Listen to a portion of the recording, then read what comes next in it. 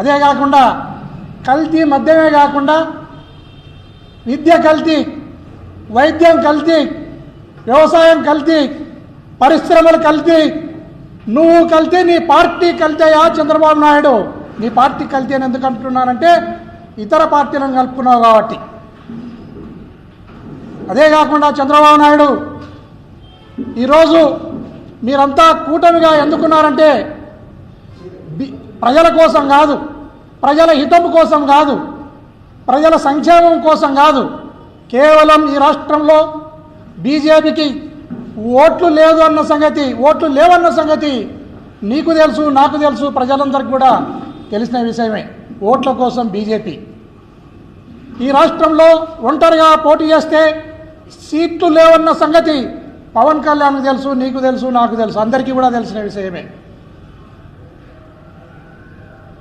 వీళ్ళిద్దరు ఓట్ల కోసం, సీట్ల కోసం అయితే చంద్రబాబు నాయుడు కోట్ల కోసం, ఓట్ల కోసం, సీట్ల కోసం, కోట్ల కోసం మాత్రమే మీరు కలిసి ఉన్నారు తప్ప మీరు ప్రజల హితం కోసం కానీ, ప్రజల మేలు కోసం కానీ, ఈ రాష్ట్ర అభివృద్ధి కోసం కాదు అనేది స్పష్టంగా ప్రజలు గమనిస్తూ ఉన్నారు.